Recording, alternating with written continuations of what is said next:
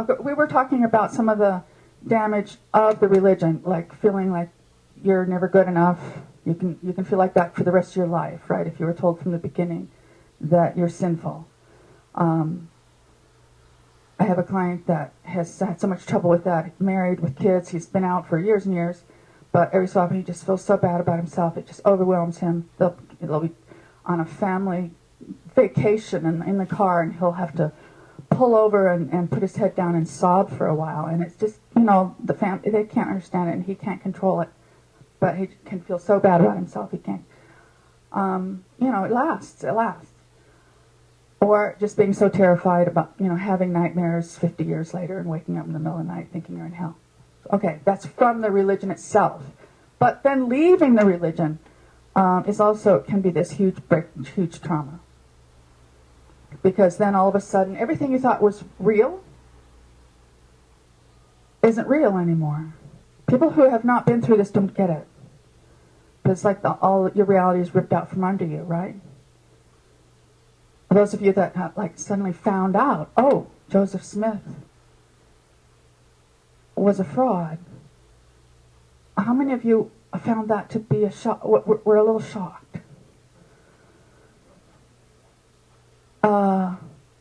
Yeah. Well, I was pretty shocked when the Bible wasn't the inerrant Word of God. Wow. In fundamentalist Christianity, we have a lot of bibliolatry. They don't really worship God all that much. They worship the Bible. So when you find out who really wrote the Bible, Matthew, Mark, Luke, and John the books of Matthew, Mark, Luke, and John were not written by Jesus' disciples. They were written in educated Greek. Jesus' disciples were illiterate fishermen who spoke Aramaic. Most Christians don't know that. They were written decades after. They were not eyewitnesses. There were no eyewitnesses to Jesus' life that wrote anything. Unlike Joseph Smith, you guys have the only... You guys, unlike most religions, you have a religion that is empirically verifiable. That's incredible. You realize that? That's incredible. Big advantage. I mean, for mine, it's who knows? Who knows? Have faith. You guys don't really have to have faith. You can just look at the records.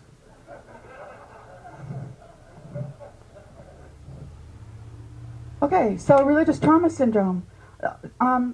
It's time to recognize it.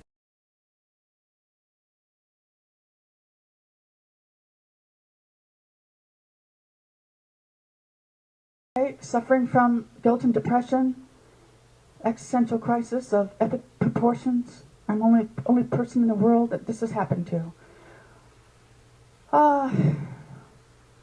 Yeah, this is the other problem. Everybody feels alone. So that's why it's so great that you guys are connecting. All these websites, wow, amazing and wonderful. And the post-Mormon groups that you can actually meet in person. That's great. I'm trying to do more coalition building of people helping each other. So that is really great. When people ask me, what I believe now, or what I think about human nature, are we basically bad, are we basically good, because I was raised with original sin. We're all just basically bad, evil, sinful, stupid, crazy, empty. Anything good you do is because God's doing it through you. Right? Sort of empty channel. Anything bad you do is your fault. So now, I know a lot of people that come out of religion and then they claim something like humanism, which I think is great. If you haven't read the Humanist Manifesto, you should. It's great. Or naturalism is also great. People say, well, what do you call yourself? What are you? Agnostic, atheist, humanist. I used to say I'm an animal.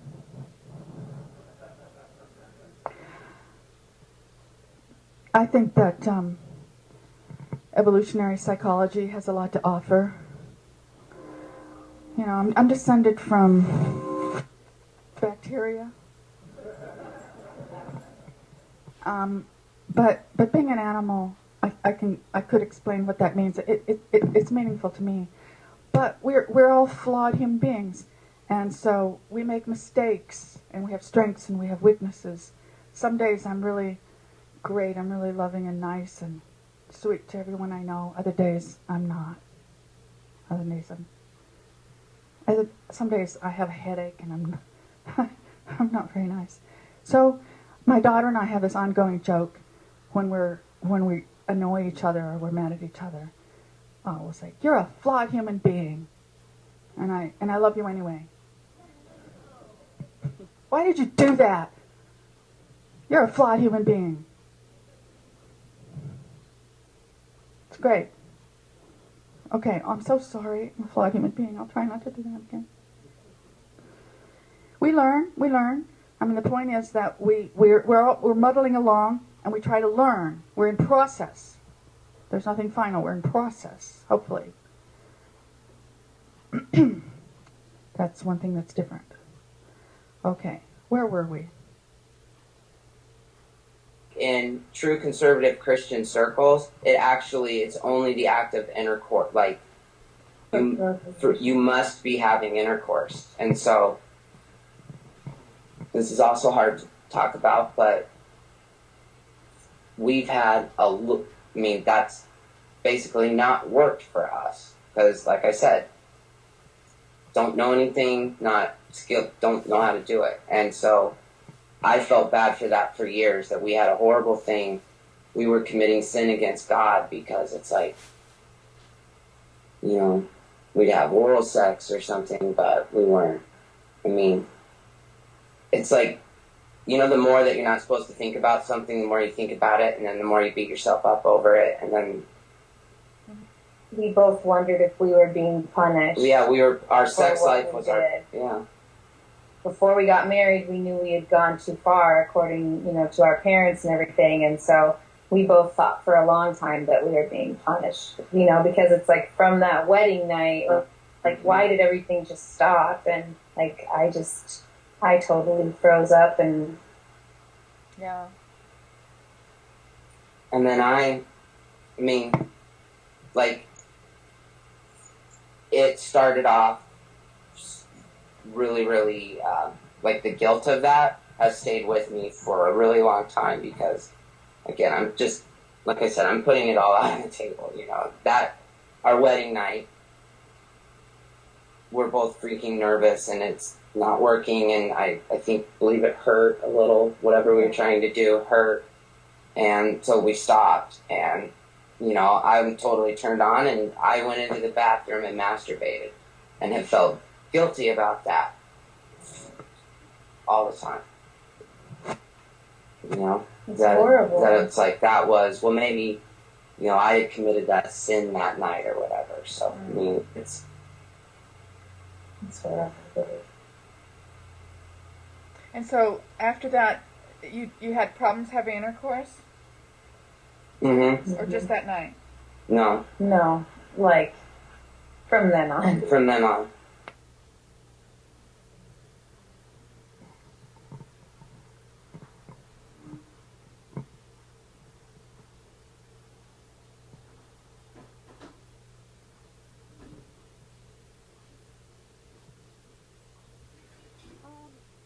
So, I've made a list here.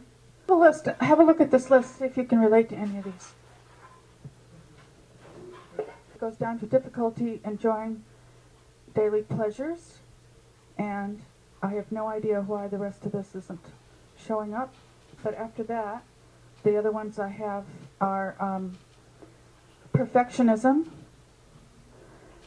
and unrealistic expectations, trouble appreciating people or making new friends, difficulty with responsibility, making decisions, lack of self-love or skills for self-care, trouble thinking for self and new ways of thinking, difficulty feeling and expressing emotion, external focus for satisfaction and guidance, immaturity, lack of experience with the world.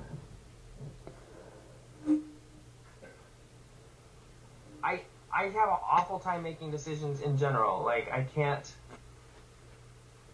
wake up in the morning, what am I going to do today? Like, I just don't even know where to start. I don't even, my life is fragmented into so many different things, and it's, all the things I thought I might be doing are gone, and I don't know, should I even try to have a career? Essentially, I babysit my 4-year-old all day, and I don't have much else of a, my wife got a job half an hour from here. It's kind of an emergency to keep us alive, essentially. And I just don't know. I try to be pursuing something. Oh, maybe I can do this, and then there's pressure that it's, I gotta do that, and then, no, I shouldn't, and I just don't. It's like I get into this place where and usually it's in regards to making some sort of decision, and I just can't. It's like I'm spiraling down, and I can feel it, and so I tense up more, but the tensing more makes it worse, and I know it's coming more, and then I just am like screaming or crying or just shaking and either screaming in the car or just in bed, and I can't move, or I don't know, and I go back and forth between having hope that I'm eventually going to get out of this someday and have a normal life, and been thinking I'm not going to get better, I just need to accept this, or I don't know.